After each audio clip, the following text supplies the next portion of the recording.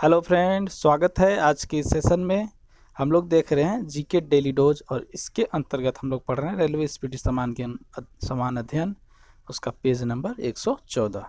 आज का मुख्य बात है राष्ट्रीय दल एवं उनके संस्थापक, जैसे कांग्रेस, भाजपा ये सब का संस्थापक कौन है, कब इसका स्थापना हुआ उसके बारे में पढ़ेंगे। फिर भारत के प्रमुख पदाधिकारियों जैसे राष्ट्रपति, उपराष्ट्रपति, प्रधानमंत्री, राज्यपाल ये सब का वेतन कितना मिलता है प्रति माह, उसके बारे में पढ़ेंगे। फिर देखेंगे अनिवार्य न्यूनतम आयु राष्ट्रपति बनने के लिए या उपराष्ट्रपति बनने के लिए जो न्यूनतम आयु होती है वो कितनी होनी चाहिए। और लास्ट में है प्रमुख संस्थाओं का सदस्य का संख्या, जैसे संविधान सभा में कितने सदस्य थे, लोकसभा में अधिकतम कितने हो सकते हैं, विधानसभा में अधिकतम कितने हो सकते हैं, न्यूनतम कितने हो सकते हैं, उच्चतम न्यायालय में न्यायाधीशों की संख्या कितनी होती है। तो ये सब के बारे में आज इस वीडियो में हम लोग पढ़ने वाले हैं। लेकिन उससे पहले हम लोग पढ़ेंगे वन लाइनर, और उसमें आज मुख्य बात है वन लाइनर में परमाणु अप्रसार संधि के बारे में पढ़ेंगे। फिर पढ़ेंगे और एक और टॉपिक है महालवाड़ी प्रथा या प्रणाली। पिछले वाले वीडियो, कल के ही वीडियो में हम लोग पढ़े थे अस्थाई बंदोबस्त या जमींदारी बंदोबस्त या इस्तेमारी बंदोबस्त जिसको बोला जाता है, उसके बारे में पढ़े थे। तो आज हम लोग पढ़ेंगे महालवाड़ी प्रथा, जो कि ज़मीन से ही, राजस्व से ही संबंधित है। तो शुरू करते हैं आज का ये topic one liner. First question है आइनू जनजाति। पहला क्वेश्चन, आइनू जनजाति। आइनू जनजाति का संबंध किस देश से है? आइनू जनजाति का संबंध जापान से है। परमाणु अप्रसार संधि कब से लागू हुआ था? परमाणु अप्रसार संधि कब लागू किया गया था? तो ये 1970 में लागू किया गया था। परमाणु अप्रसार संधि, इसका क्या उद्देश्य था लागू करने का? तो इसका उद्देश्य था परमाणु हथियारों को उन 5 देशों तक सीमित रखना जो यह स्वीकारते थे कि उनके पास ऐसे हथियार हैं।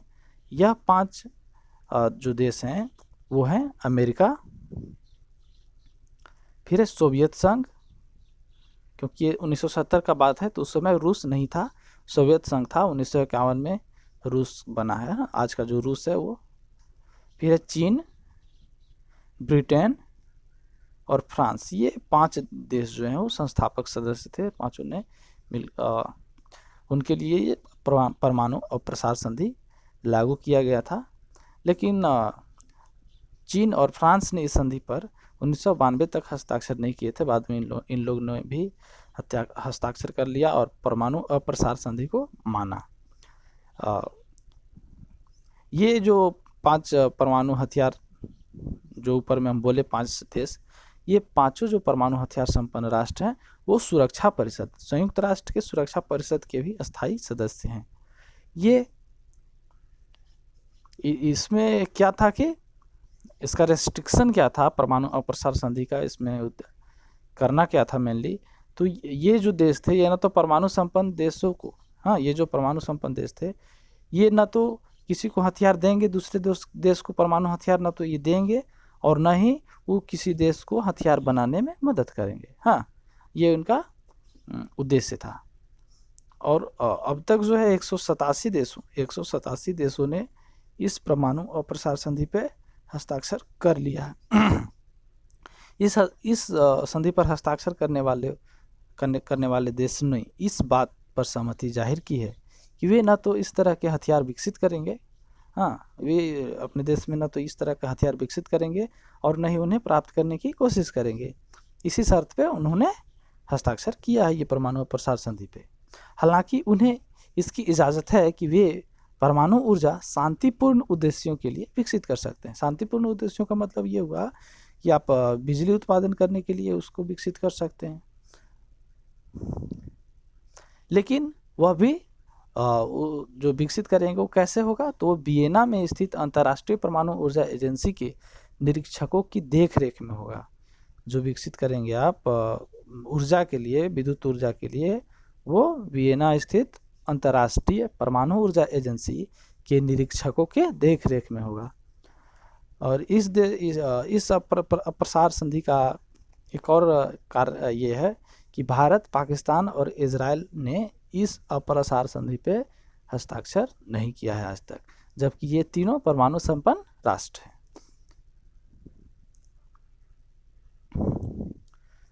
अब हम लोग नेक्स्ट देखते हैं डी दिवस। डी दिवस या डी डे 6 जून 1944 को जाना जाता है। ये कब हुआ था? 6 जून क्या था उस समय? तो उस समय द्वितीय विश्व युद्ध के दौरान मित्र सेनाएं नॉर्मंडी में उतरी थी। इसी को डी डे या डी दिवस के नाम से मनाया जाता है 6 जून 1944 को। फिर है मानव शरीर में रक्त की अपर्याप्त आपूर्ति को क्या कहा जाता है? मानव शरीर में रक्त का अपर्याप्त आपूर्ति को इस्कीमिया कहते हैं। शल्य चिकित्सा के लिए कृत्रिम हृदय का प्रयोग सर्वप्रथम किसने किया था? कृत्रिम हृदय का तो माइकल दी बैकी ने 1967 ईस्वी में सर्वप्रथम कृत्रिम हृदय का प्रयोग किया था। मानव के कुल रक्त आयतन में प्लाज्मा कितना होता है? ये लगभग 60% होता है प्लाज्मा। अभी हम लोग प्लाज्मा के बारे में पढ़े थे कि प्लाज्मा एक बॉडी से दूसरे बॉडी में डालने से कोरोना का मरीज ठीक हो रहे हैं, तो यही प्लाज्मा है। ये रक्त में पाया जाता है। ये रक्त का अजीवित तरल भाग है। हाँ, ये अजीवित होता है। ये रक्त का जो आयतन होता है उसका 60% होता है, और बाकी जो 40% होता है उसमें रुधिराणु होते हैं। रुधिराणु बोलने का अर्थ है आरबीसी, डब्ल्यूबीसी और ब्लड प्लेटलेट्स। आरबीसी का लाल रक्त कोशिका, डब्ल्यूबीसी का श्वेत रक्त कोशिका, और ब्लड प्लेटलेट्स का हिंदी होता है रक्त बिंबाणु। ये रक्त के बारे में था। इसके बाद है हृदय और उसकी बीमारियों के अध्ययन से संबंधित विज्ञान को क्या कहा जाता है? हृदय और उसकी बीमारियों के अध्ययन से संबंधित विज्ञान को कार्डियोलॉजी कहा जाता है। मूत्र के स्रावन को बढ़ाने वाली औषधियों को क्या कहते हैं? मूत्र के जो स्रावन को बढ़ाने वाली औषधियों को डायूरेटिक कहते हैं। फिर है किस चीज का प्रदूषण से मानव में गुर्दे का रोग होता है? तो इसका आंसर है कैडमियम प्रदूषण। पाकिस्तान के समुद्र तट का भौगोलिक नाम क्या है? मकरान तट। पाकिस्तान का जो समुद्री तट है उसका भौगोलिक नाम है मकरान तट। विलियम जोन्स ट्रॉफी किस खेल से संबंधित है? बास्केटबॉल से। हर्यक वंश का अंतिम शासक कौन था? नागदशक। और इसका संस्थापक या प्रथम शासक जो था वो बिंबिसार था। चीन का राष्ट्रीय खेल क्या है? Table tennis. विश्व की रोटी किस क्षेत्र को कहा जाता है? विश्व की रोटी, तो विश्व की रोटी जो है वो प्रेयरी क्षेत्र को कहा जाता है। परिसीमन आयोग का अध्यक्ष कौन होता है? तो मुख्य निर्वाचन आयुक्त जो है परिसीमन आयोग का अध्यक्ष होता है। फिर है संविधान के किस अनुच्छेद के तहत बाल श्रम को निषेध किया गया है? तो यह है अनुच्छेद 24, जो कि मौलिक अधिकार के अंतर्गत आता है। इसमें बाल श्रम को निषेध किया गया है। इसके बाद है नेक्स्ट, विश्व में सर्वाधिक इलायची का उत्पादन कहाँ होता है? तो सर्वाधिक इलायची का उत्पादन के मामले में ग्वाटेमाला एक देश है। उत्तरी अमेरिका और दक्षिणी अमेरिका जो महाद्वीप है उसके बीच में एक देश है ग्वाटेमाला, जिसका राजधानी है ग्वाटेमाला सिटी, और यहाँ पे सर्वाधिक इलायची का उत्पादन किया जाता है। क्यूसेक क्या है? तो क्यूसेक पानी के प्रवाह का मापक इकाई है। केंद्रीय जांच bureau, central bureau of investigation या सीबीआई की स्थापना कब की गई है? सीबीआई की स्थापना 1953 में किया गया। नेक्स्ट है मोइनुल हक स्टेडियम कहाँ पे स्थित है? मोइनुल हक स्टेडियम पटना में। बाबू कुंवर सिंह कहाँ के जमींदार थे? तो बाबू कुंवर सिंह जो थे वो बिहार के जगदीशपुर के जमींदार थे। सरदार पटेल स्टेडियम कहाँ है? सरदार पटेल स्टेडियम अहमदाबाद में स्थित है। सूर्य ताप का कितने प्रतिशत भाग जल वाष्प द्वारा सोख लिया जाता है? तो सूर्य ताप का लगभग 11% भाग जो है जल वाष्प द्वारा सोख लिया जाता है। 1 डिग्री देशांतर को पार करने में कितने मिनट का समय लगता है? तो 1 डिग्री के लिए 4 मिनट निर्धारित किया गया है। हाँ, पूरे पृथ्वी के पूरे चारों तरफ घूमने में 24 घंटा का फर्क पड़ता है। इस तरह से अगर उसको हम लोग करके देखते हैं तो 1 डिग्री देशांतर अगर पार करेंगे तो 4 मिनट का अंतर पड़ता है। अम्लीय जठर रस, अम्लीय जो जठर रस होता है उसका पीएच मान कितना होता है? तो 1.5। उत्कृष्ट गैसों की संयोजकता कितनी होती है? 0। सेनेगल देश की राजधानी कहाँ है? सेनेगल। डकार। भारत की स्वतंत्रता के समय भारतीय राष्ट्रीय कांग्रेस के अध्यक्ष कौन थे? तो ये उनका नाम था जेबी कृपलानी। जल्प से बर्फ बनाना ये किस तरह का परिवर्तन है? भौतिक परिवर्तन। पृथ्वी के क्रोड में लोहा तथा निकेल, ये पूरा ही पढ़ दिया, क्वेश्चन नहीं बनाया। पृथ्वी के क्रोड में लोहा तथा निकेल की प्रधानता होती है।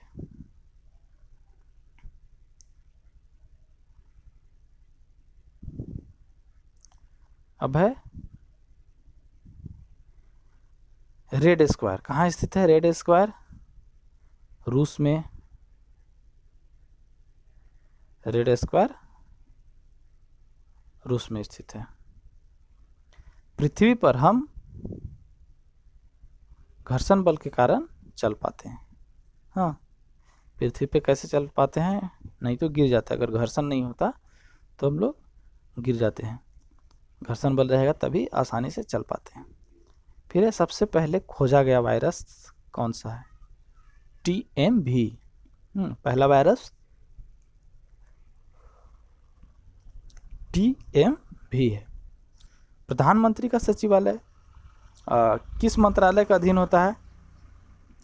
ये जो सचिवालय है वो गृह मंत्रालय के अधीन होता है। यूरेनियम से भारी तत्वों को क्या कहा जाता है? यूरेनियम से भारी तत्वों को ट्रांस यूरेनिक्स कहा जाता है। यूरेनियम से जो भी तत्व भारी है उसको ट्रांस यूरेनिक्स कहा जाता है। कैगा आणविक बिजली घर कहाँ स्थित है? कहाँ पे अवस्थित है कैगा? तो ये कर्नाटक में अवस्थित है। नील नदी का युद्ध कब हुआ था? 1798 ईस्वी में। गोल्फ का सैंडी लॉज स्टेडियम कहाँ है? स्कॉटलैंड। रानी लक्ष्मीबाई का समाधि कहाँ है? ग्वालियर। महालबाड़ी प्रणाली कब लागू की गई थी? महालबाड़ी प्रणाली 1820 में लागू की गई थी, लेकिन अगर मुख्य रूप से बात किया जाए तो इस प्रणाली को लागू किया गया था 1922 ईस्वी में।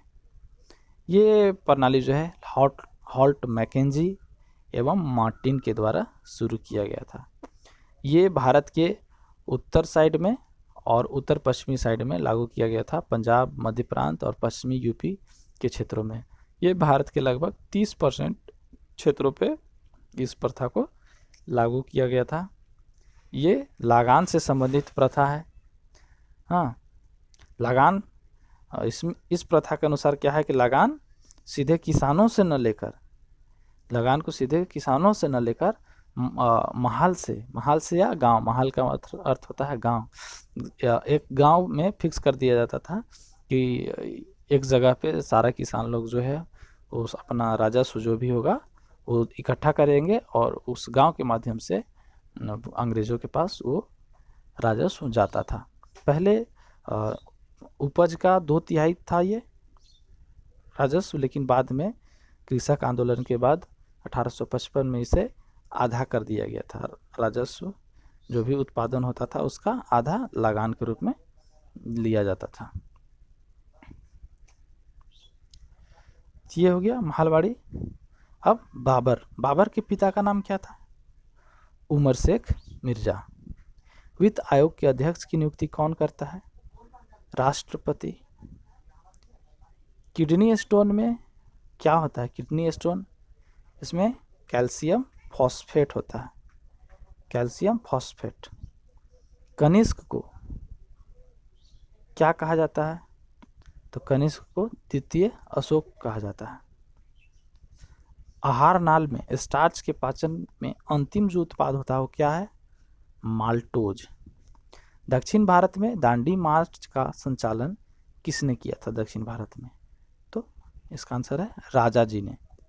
सोल्डर किन किन धातुओं का मिश्रण है? टीन और सीसा। विश्व व्यापार संगठन की स्थापना कब हुई थी? विश्व व्यापार संगठन की स्थापना 1995 में हुई थी। अब है नेक्स्ट, बादल किस कारण से वायुमंडल में तैरते रहते हैं? तो बादल जो है वो अल्प घनत्व के कारण वायुमंडल में तैरते हैं। संसद में सामान्य बजट को कौन प्रस्तुत करता है? वित्त मंत्री। संसद के दोनों सदनों के संयुक्त बैठक की अध्यक्षता कौन करता है? संसद के दोनों सदनों के संयुक्त बैठक की अध्यक्षता लोकसभा अध्यक्ष करता है।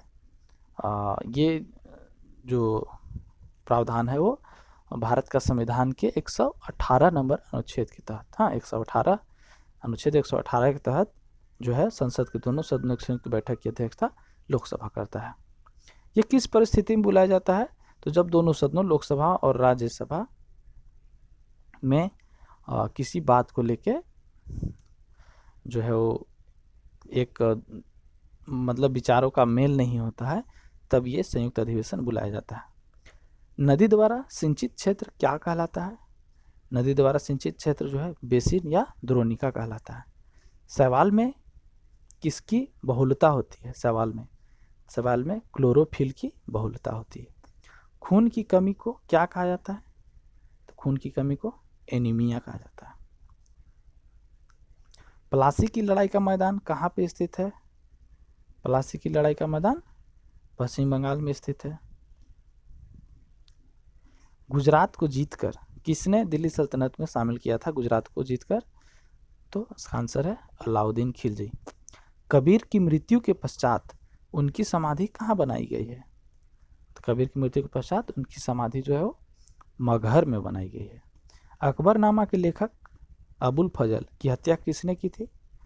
तो अबुल फजल की जो हत्या है वो वीर सिंह बुंदेला ने की थी। कला की बंगाल शैली का अग्रदूत कौन थे? कला की बंगाल शैली का अग्रदूत अवनींद्रनाथ टैगोर थे। अवनींद्रनाथ टैगोर। नेक्स्ट है 1857 के स्वतंत्रता संग्राम का प्रतीक क्या था? तो 1857 के जो स्वतंत्रता का प्रतीक है वो कमल और रोटी था। यामिनी कृष्णमूर्ति का संबंध किससे है? यामिनी कृष्णमूर्ति का संबंध भरतनाट्यम से है। जालियांवाला बाग हत्याकांड के समय कांग्रेस के अध्यक्ष कौन थे?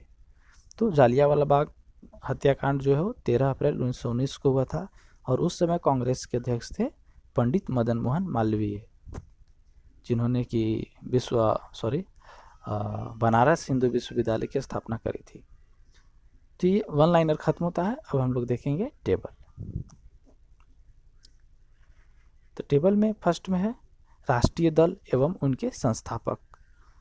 तो पहला पार्टी है कांग्रेस, जिसका की स्थापना हुआ था 1885 ईस्वी में और उसके संस्थापक थे A.O. ह्यूम। नेक्स्ट है भाकपा, जिसका फुल फॉर्म होता है भारतीय कम्युनिस्ट पार्टी। इसकी स्थापना 1925 ईस्वी में और इसके संस्थापक M.N. रॉय थे। फिर है भाजपा, भारतीय जनता पार्टी। इसकी स्थापना 1980 में, संस्थापक अटल बिहारी वाजपेयी। नेक्स्ट है माकपा, इसका स्थापना 1964 में हुआ था। इसके संस्थापक थे EMS डांगे। फिर से नाम EMS डांगे। फिर है बसपा, बहुजन समाज पार्टी। इसकी स्थापना कब हुई थी? 1984 में और इसके संस्थापक थे कांसीराम। नेक्स्ट है एनसीपी के का जो स्थापना है वो 1999 में हुआ था। शरद पवार, ये कांग्रेस से ही निकल के अपना पार्टी अलग बनाए थे शरद पवार जी 1999 में। तो ये भारत के प्रमुख दल थे और उनके संस्थापक। ऐसे एक और दल का आप नाम जान सकते हैं, आम आदमी पार्टी, आप, उसके संस्थापक हैं अरविंद केजरीवाल। और भी बहुत सारे दल हैं भारत में, लेकिन प्रमुख यही लोग हैं। फिर है प्रमुख पदाधिकारियों का वेतन। भारत के जो प्रमुख पदाधिकारी हैं उनके वेतन के बारे में। तो पहले सबसे प्रमुख पदाधिकारी हैं राष्ट्रपति। तो राष्ट्रपति का वेतन कितना है? 5 लाख रुपया प्रति माह। राष्ट्रपति का वेतन 5 लाख रुपया। फिर है उपराष्ट्रपति। उपराष्ट्रपति का वेतन 4 लाख रुपया प्रति माह। ये राज्यसभा के सभापति के रूप में भी कार्य करते हैं। फिर है प्रधानमंत्री। प्रधानमंत्री का वेतन जो है 1,65,000। राज्यपाल का वेतन 3,50,000 रुपया प्रति माह। प्रधानमंत्री का भी वेतन जो है 1,65,000 रुपया प्रति माह ही मिलता है।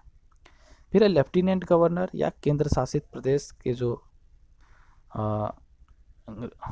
गवर्नर होते हैं, लेफ्टिनेंट गवर्नर या प्रशासक होते हैं, उनको कितना मिलता है? 1,10,000। हाँ, जो राज्यों के राज्यपाल हैं उनको 3,50,000 मिलता है, जबकि लेफ्टिनेंट गवर्नर होते हैं जो केंद्र शासित प्रदेश होते हैं उनको 1,10,000 मिलता है प्रति माह। लोकसभा अध्यक्ष को 1,25,000 रुपया प्रति माह। सेना प्रमुख, जल सेना होगा, वायु सेना या थल सेना, ये तीनों को 2,50,000 इन लोग को प्रति माह मिलता है। भारत के मुख्य न्यायाधीश उच्चतम न्यायालय के, इनको 2,80,000 प्रति माह। अन्य न्यायाधीश उच्चतम न्यायालय 2,50,000 प्रति माह। मुख्य न्यायाधीश उच्च न्यायालय के जो मुख्य न्यायाधीश होते हैं उनको 2,50,000। और अन्य न्यायालय जो होते हैं अन्य न्यायाधीश उच्च न्यायालय के जो अन्य न्यायाधीश होते हैं उनको 2,25,000। इसको फिर से देखते हैं। जैसे जब सुप्रीम कोर्ट का बात करें तो सुप्रीम कोर्ट में मुख्य न्यायाधीश को 2,80,000 रुपया प्रति माह और अन्य न्यायाधीश को 2,50,000 रुपया प्रति माह। फिर उच्च न्यायालय का बात करते हैं। राज्यों में जो उच्च न्यायालय होते हैं उनके मुख्य न्यायाधीश का बात किया जाए तो इनको मिलता है 2,50,000, जो कि उच्चतम न्यायालय के अन्य न्यायाधीश को मिलता है। हाँ, फिर है उच्च न्यायालय के अन्य न्यायाधीश को 2,25,000 रुपये प्रति माह। फिर है मुख्य चुनाव आयुक्त को 2,50,000 प्रति माह। नियंत्रक एवं महालेखा परीक्षक, इनका वेतन 2,50,000 प्रति माह। सांसद जो होते हैं, संसद के जो सदस्य होते हैं उनको सांसद बोला जाता है, राज्यसभा को हो या लोकसभा के, तो उनको 50,000 रुपया प्रति माह मिलता है। केंद्रीय सतर्कता आयुक्त, इनका वेतन 90,000 रुपया प्रति माह। फिर है केंद्रीय सतर्कता आयुक्त के सदस्य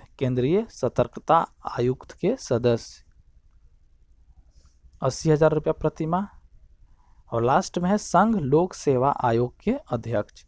तो संघ लोक सेवा आयोग के अध्यक्ष को मिलता है 2,50,000 रुपया प्रति माह। तो ये थे भारत के प्रमुख पदाधिकारी और उनके वेतन। अब प्रमुख पदाधिकारी के लिए न्यूनतम जो आयु है वो कितना होना चाहिए उसके बारे में देखते हैं। तो पहला है राष्ट्रपति का जो बनने के लिए न्यूनतम आयु जो ज़रूरत होता है वो 35 वर्ष है। फिर है उपराष्ट्रपति के लिए भी 35 वर्ष। राज्यपाल के लिए भी 35 वर्ष। उच्चतम न्यायालय के लिए सेवानिवृत्ति का जो एज है वो 65 वर्ष है। उच्चतम न्यायालय के जो न्यायाधीश होते हैं उनके सेवानिवृत्ति के 65 वर्ष है। और उच्च न्यायालय के न्यायाधीश के लिए सेवानिवृत्ति का जो वर्ष है वो 62 वर्ष है। लोकसभा का सदस्य के लिए न्यूनतम आयु जो है वो 25 वर्ष है। राज्यसभा का सदस्य का न्यूनतम आयु 30 वर्ष है। और सदस्य राज्य विधानसभा के जो सदस्य होते हैं, विधानसभा ने विधान परिषद, तो उनके लिए जो एज का ज़रूरत है न्यूनतम वो 30 वर्ष है। जबकि विधानसभा का बात करें, ये विधान परिषद है, विधानसभा का बात करें तो उनके लिए न्यूनतम एज जो होता है वो 25 वर्ष होता है। अब देखते हैं यहाँ पे प्रमुख संस्थाओं के सदस्यों की संख्या। हाँ, तो पहला है संविधान सभा जो कि भारत आज़ाद हुआ था उस समय बना था संविधान को बनाने के लिए। तो उसमें सदस्यों की संख्या थी 389। अब बात करते हैं लोकसभा, जब संविधान बन गया तब, तो उसमें अधिकतम जो संख्या हो सकता है, अभी अधिकतम संख्या 552 है। अभी फिलहाल 45 है, जबकि राज्यसभा का अधिकतम है 250। तो यहाँ पे तत्काल में जो है वो 245 ही सदस्य हैं। विधानसभा में अधिकतम 500 हो सकता है और विधानसभा में न्यूनतम 60 हो सकता है। इसके कुछ अपवाद भी हैं, कुछ राष्ट्रों को विशेष दर्जा के तहत 40 विधायक रखने का प्रावधान उनको प्राप्त है। फिर है उच्चतम न्यायालय। उच्चतम न्यायालय में न्यायाधीशों की संख्या कितना है? उच्चतम न्यायालय में न्यायाधीशों की संख्या 31 है। 33 में क्या, तो एक उसमें मुख्य न्यायाधीश होंगे और बाकी के 30 जो हैं अन्य न्यायाधीश हैं। तो दोस्तों खत्म होता है आज का ये सेशन।